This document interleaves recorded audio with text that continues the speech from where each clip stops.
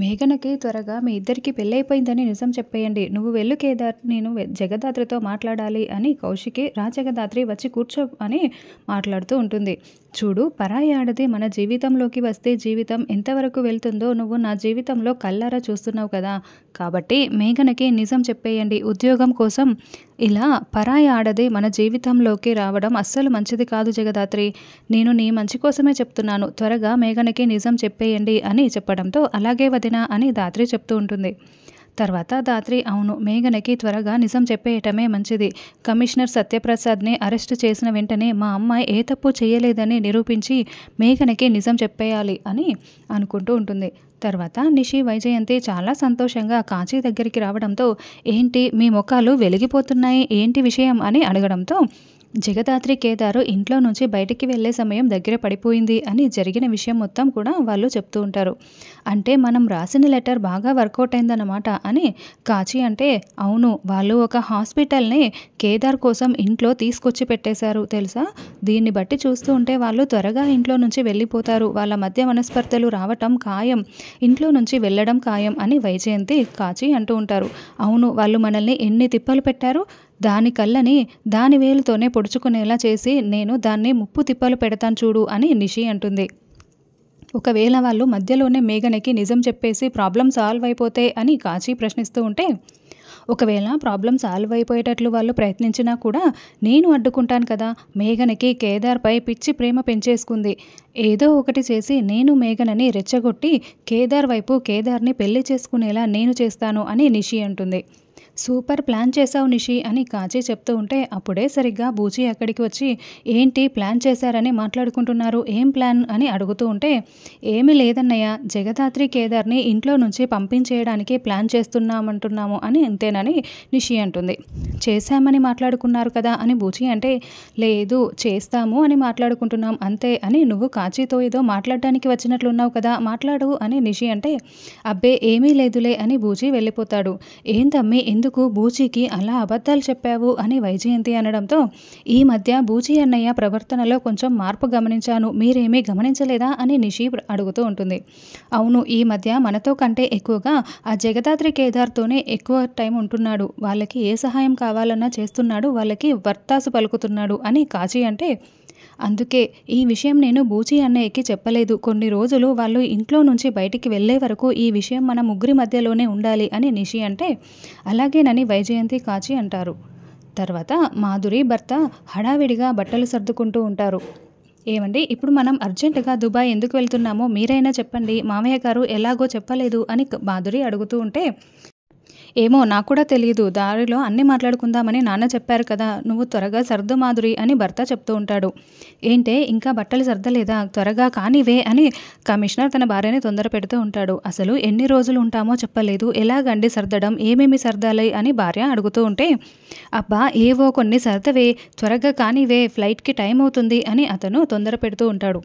ఇదంతా కూడా మాధురి గమనించుకుంటూ అక్కకైనా ఒకసారి ఫోన్ చేసి చెప్పాలి అని అనుకుంటూ ఉంటే, ఏంటమ్మా మాధురి, ఏరా ఇంకా నువ్వు సర్దుకోవడం పూర్తవలేదా, ఆ ల్యాప్టాప్ కూడా తీసుకురా, దానిలో అకౌంట్స్ చూసుకోవాలి, త్వరగా కానివ్వమ్మా మాధురి అని సత్యప్రసాద్ చెప్తూ ఉంటే, అంకుల్ ఇంత హడావిడిగా ఎందుకు వెళ్తున్నామో చెప్తారా అంకుల్ మీరైనా అని మాధురి అడుగుతూ ఉంటుంది.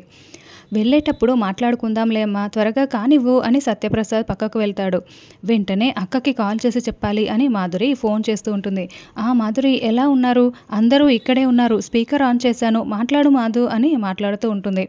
అక్క, మేము దుబాయ్ వెళ్తున్నాము, మామయ్య గారు సడన్గా సర్ప్రైజ్ అంటూ ప్లాన్ చేశారు, ఎన్ని రోజులు వెళ్తున్నామో కూడా తెలీదు, కాసేపట్లో ఫ్లైట్లో వెళ్తున్నాం అని చెప్పడంతో అవునా అని కౌశికి అంటే, మీ అన్నయ్య నన్ను తీసుకువెళ్ళమంటే తీసుకువెళ్ళటం లేదు మాధురి, నువ్వైనా నా కోసం వచ్చేటప్పుడు ఒక మంచి హ్యాండ్ బ్యాగ్ తీసుకురా అని నిషి చెప్తూ ఉంటుంది. అప్పుడే సత్యప్రసాద్ మాధురి దగ్గరికి వచ్చి, ఏంటమ్మా మాధురి ఫోన్ మాట్లాడుతున్నావు, త్వరగా రమ్మని చెప్పాను కదా అని మాట్లాడుతూ ఉంటే, ఏంటన్నయ్య గారు వెళ్తున్న విషయం మాకు ఒక్క మాట అయినా చెప్పలేదే అని వైజయంతి మాట్లాడుతూ ఉంటుంది.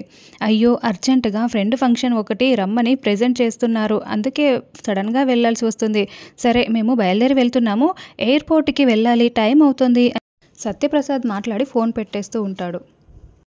రామ్మ మాధురి అని తీసుకువెళ్తూ ఉంటాడు. ఇదంతా వినేసిన దాత్రి కేదార్ బయటికి వచ్చేసి, మనం అరెస్ట్ చేస్తున్నామన్న ఇన్ఫర్మేషన్ ముందే వాళ్ళకి తెలిసిపోయినట్లు ఉంది.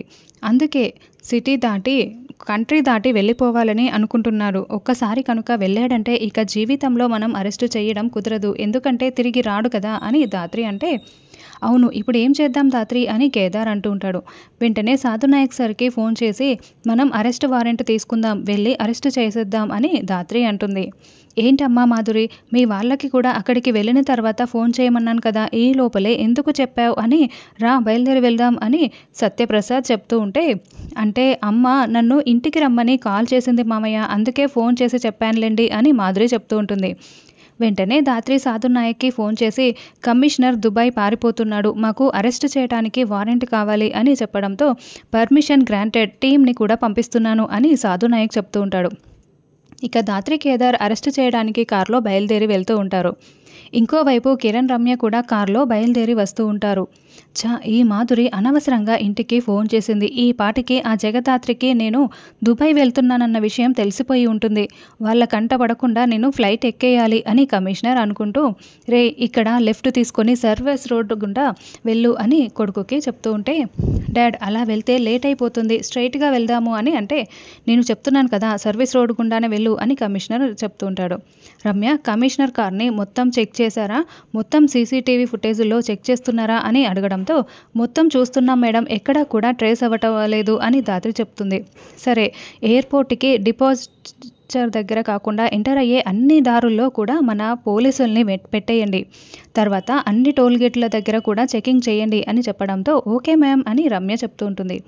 అప్పుడే ధాత్రికి ఆలోచన వచ్చి, కమిషనర్ కూడా పోలీసే కదా, మనలాగే ఆలోచిస్తాడు కదా, మరి టోల్గేట్ దాటి ఎందుకు వెళ్తాడు, కాబట్టి ఖచ్చితంగా సర్వీస్ రోడ్డు గుండానే వెళ్తాడు అని ధాత్రి చెప్తుంది. కాబట్టి కేదార్ సర్వీస్ రోడ్డు గుండా వెళ్ళు అని ధాత్రి చెప్పడంతో మళ్ళీ కిరణ్ రమ్యకి కాల్ చేసి మీరు కూడా సర్వీస్ రోడ్డుకి వచ్చేయండి అని చెప్తూ ఉంటుంది. జేడీ మెయిన్ రోడ్డులో నా కోసం, నేను సర్వీస్ రోడ్లో వెళ్తున్నానని జేడీ అసలు కనిపెట్టలేదు అని కమిషనర్ చాలా సంతోషపడుతూ ఉంటే, అప్పుడే జేడీ వాళ్ళ కారు కమిషనర్ వాళ్ళ కారు వెనకాలే ఫాలో అవుతూ వస్తూ ఉంటుంది.